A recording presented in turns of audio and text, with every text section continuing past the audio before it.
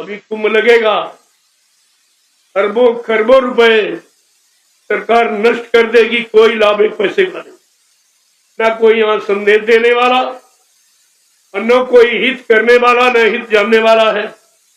जब वो खुद ही आपस में लड़ते झगड़ते हैं, क्योंकि उसका परिचय आपके सामने है, फिर भी नहीं समझ पा रहे हो। कहते ये कहाँ का अखाड़ा है?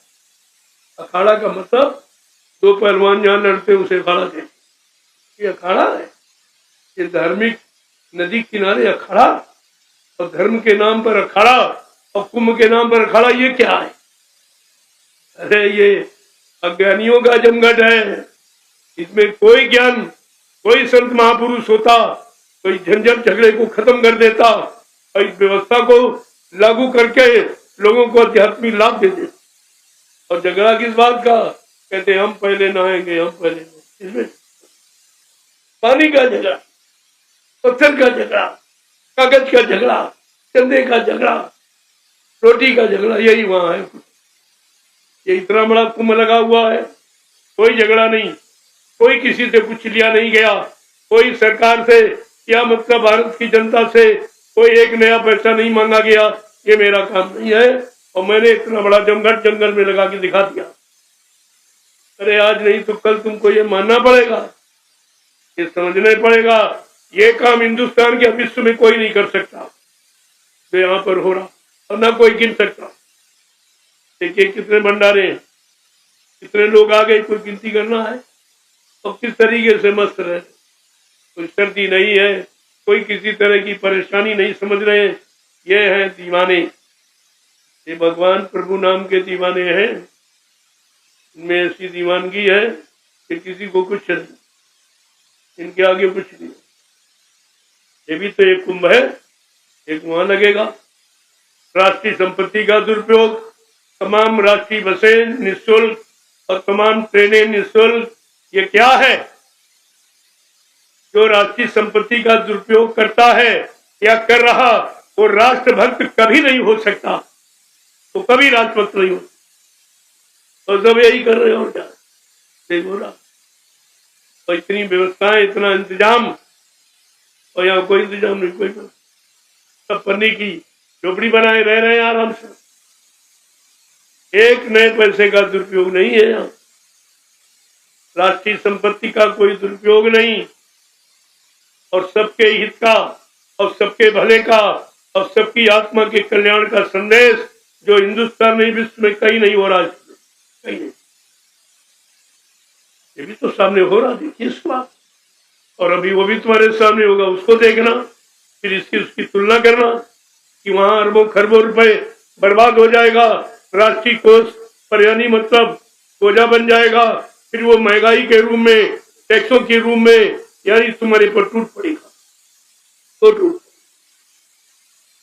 इसकी क्या जरूरत, ये सब करने की आवश्यकता क्या है? अरे भाई इसकी क्या जरूरत है, क्या उससे हो गया? इतने दिन कुंभ मनाते चले आ रहे हो, कोई काम हुआ जनता के हित का या किसी के हित का और किसी मजहब धर्म के हित का कोई काम हुआ? सब लड़ाई झगड़ा, मजहब के नाम पर झगड़ा, जाति के नाम पर झगड़ा, मतलब झगड़े के अलावा और कुछ नहीं। क्या झगड़ा किसी समस्या का समाधान है? अरे इतने पढ़े लिखे बुद्धिमान हो, कम से कम ये तो सोचो, क्या झगड़ा किसी समस्या का समाधान है? कुछ एकदम बौखलाई हुई। जय गुरुदेव।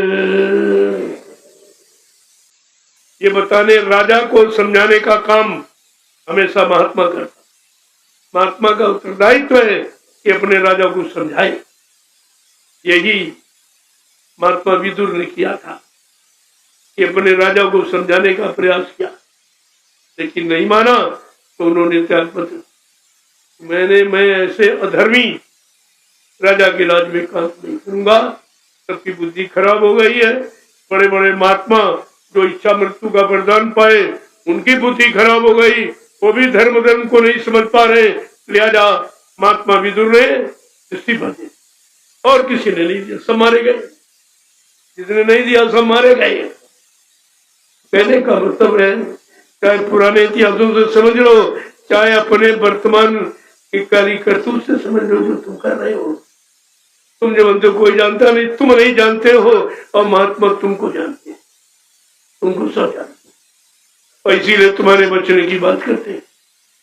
आज ये कितना बड़ा जंगल कोई गिन सकता, और जंगल में लेकिन कोई नहीं आया। क्या ये भारत की प्रजा नहीं है?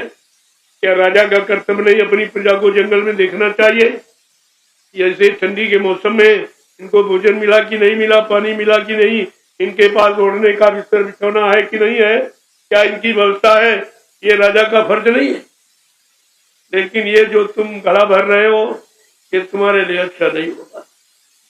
इतना तो मैं आपके भले के लिए कह सकता हूं। हमारा कोई श्राप नहीं है, भले की बात आपके भले के लिए, क्योंकि तुम अपने आप को धार्मिक कहते हो और धर्म की परिभाषा नहीं जानते हो। मैंने पहले कहा था भैया, पत्थर और कागज और पानी ये धर्म नहीं है। धर्म जो धारण किया जाए जिससे मानव जीवन सकुशल सुख शांतिमय हो जाए वो धर्म, जिससे देश और समाज और देश की जनता ये सब खुशहाल हो जाए, सबको सुख शांति मिल जाए, उस व्यवस्था का नाम है धर्म। ये तो सब बरगलाने की बात कर रहे हैं, क्योंकि धर्म को गाड़ दिया एक जगह, धर्म को एक जगह गाड़ दिया, अब उससे कुछ नहीं। जो गड़ा है वो काम कर, जो गड़ गया वो काम थोड़ी करेगा, जो चलता फिरता वो काम। एक जगह गड़ने से काम नहीं। इन्होंने धर्म को गाड़ दिया, वो केवल बहकाने बरकाने मतलब यानी बरगलाने के लिए। लेकिन आपको नहीं मालूम, संत भी तो बैठे हैं, वो क्या करें? वो नहीं देख रहे, वो तुम्हारा सब देख रहे, सारी काली करतूत को सारी नोट कर रहे, और उसी के अनुसार आपको जजमेंट हो जाएगा। वो अलग थलग रहेंगे कि भाई मैंने नहीं कहा, मैंने नहीं कुछ किया, तुम्हारे कर्म ने तुमको ये सजा दी। आज भी मजिस्ट्रेट जब सजा सुनाता है तो वो अपने पर दोष नहीं लेता। आज तुम्हारा गुनाह, तुम्हारा दोष, तुम्हारा पाप ये सिद्ध हो गया है, लिहाजा तुम्हारा पाप तुमको सजा दे रहा है। वो अपने ऊपर नहीं दोष लेता कि मैं सजा दे। उसी तरह से परमात्मा अपने पर दोष नहीं, उन्होंने परमात्मा ने तो महात्माओं को सौंप रखा, भाई इनको बता दो, इनको समझा दो, और न माने तो अपने कर्मों की सजा पा जाएंगे, फिर तुम्हारा कोई दोष नहीं रहेगा। जय गुरुदेव।